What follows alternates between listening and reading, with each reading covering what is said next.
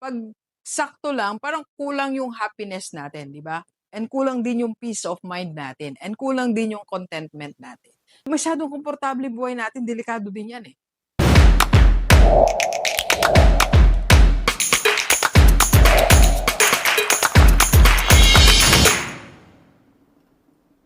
Okay, Universe, para sa mga 50 years old, alam mo ba kung ikaw ay 50 ngayon, dapat meron ka ng 6 na extra. Doc, ano yung extra? Ito, pag-usapan natin. Let's go. Let's go. Alam niyo sa buhay, kailangan may mga extra tayo. Nakikita mo ba o na-experience mo ba na pagsaktuhan lang yung mga bagay-bagay sa buhay natin, kahit na material things, kahit sa finances, kahit sa limang bagay, pag sakto lang, parang kulang yung happiness natin, di ba? And kulang din yung peace of mind natin, and kulang din yung contentment natin. So, pag 50 years old tayo, dapat meron tayong 6 na extra. Okay? So first, dapat meron kang extra space for extra income. Doc, paano yan? Kanina po, galing ako sa mall. Because few weeks ago, meron ako nabiling pang-seminar natin. Doon sa area na yon. Alam nyo kasi pag namimili si Doc, alam ko na kung saan ako pupunta. Pati lugar, saktuan na yan. Hindi na ako umiikot. I don't waste time ikot-ikot. So basta alam ko na kung saan.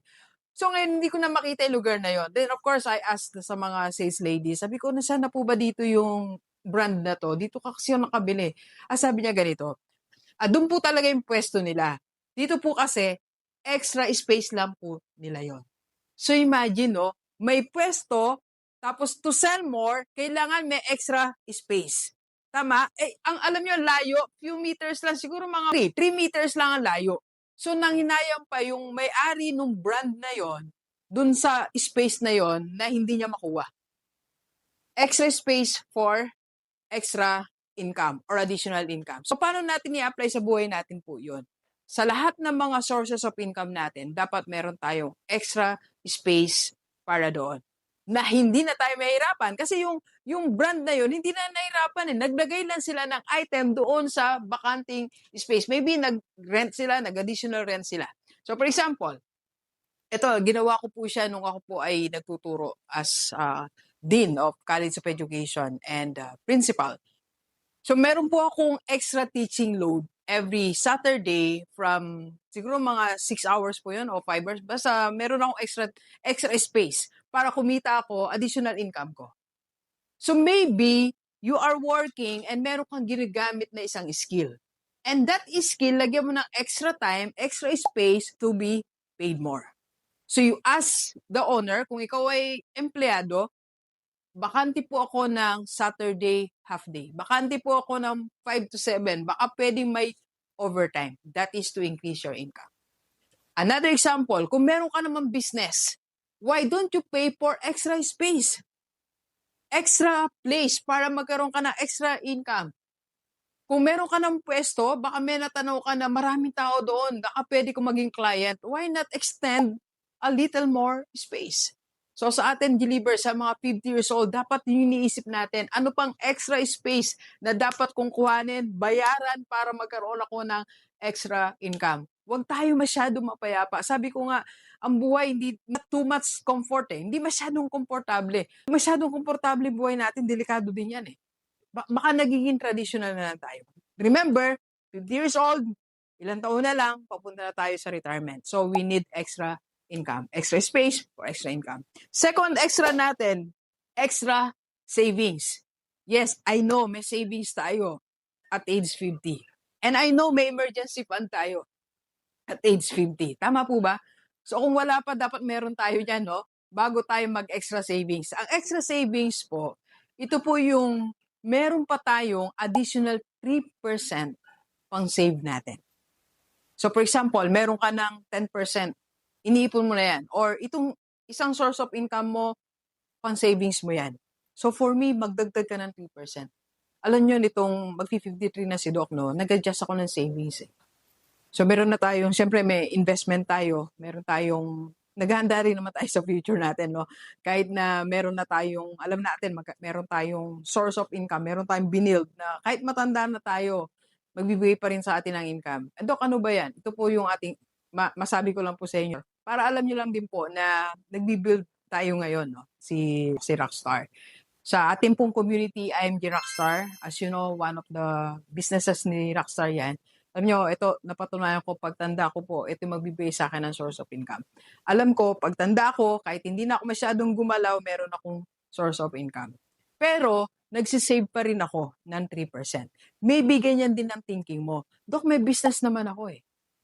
Dok, meron naman akong lupain. Dok, meron naman akong negosyo. Yes, pero hindi natin alam talaga kung gaano ang itatagal niyan at hindi natin alam kung sapat ba yan, kikitain natin yan, kukulangin ba tayo? So why not save an extra 3%? Bukod dun sa emergency fund natin. Okay? Extra 3%. Dapat may extra tayo.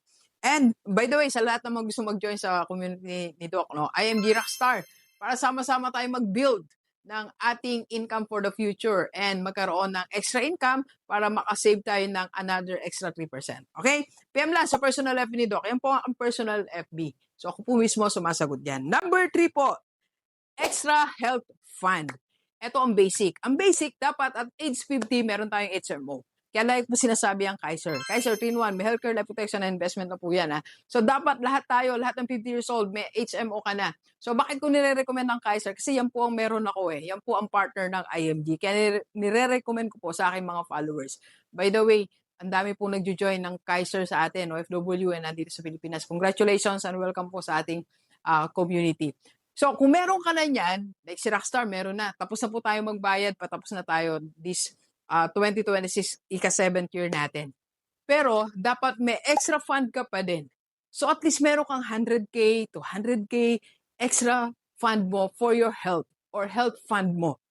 Bakit, Doc? May magbabayad na, may HMO na ako. Yes, after mong lumabas ng hospital, hindi ka pa makakapag-work, di ba? Meron kang kailangan bilhin na meron kang kailangan ganito. So, may expenses tayo. Maganda, may HMO ka, meron ka pang health fund. So, extra 100K, extra 200K, ipunan natin yan. Okay? And sa lahat ng mga wala pang Kaiser, mag-PM ka na. Again, sa personal level ni Doc. Okay? Next po, extra investment. Dapat may extra investment tayo. Hindi lang basta investment. For example, meron ka ng paper asset, meron ka ng 1 million. Doc, may 1 million na ako eh. Baka meron ka pang available fund na pwede mo ring invest. For example, nakita mo, dyan sa kabilang barrio nyo, sa kabilang lugar, merong binibenta na 3 rooms apartment, kaya mo pa naman with your funds or cash flow mo, edi bilhin mo na extra investment. Any extra investment na kaya natin kunin at age 50 and you afford it, you go for it. Okay? Kasi alam mo, pagtanda natin, talagang yan lang sasagip sa atin, yung mga extra na yan. Yung mga extra na ginagastusan natin. And last po, ito, napakaganda nito, number 6, extra skill. Dapat meron tayong extra skill at age 50. Kaya pa nating matuto. Kaya pa nating matuto sa AI. Kaya pa nating matuto ng additional skill. Why, Doc? Anong gagawin ko sa extra skill? Ito po ang mag-build ng long-term income. Ito po yung mag-build sa'yo para kahit retired tayo, meron tayong income. May passive income tayo. Kaya dapat may extra skill tayo.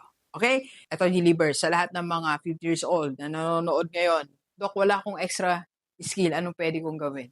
We can help you po. Sa IMG Rockstar Community, kaya mong magturo, kaya mong tumulong sa iba, tutulungan ka namin. Okay? PM lang sa personal FB ni Doc. Okay, Gilibers, 50 years old, dapat meron tayong 6 na extra for extra happiness sa retirement natin. Let's go. Kape po tayo. Kape po. Mainit pa po.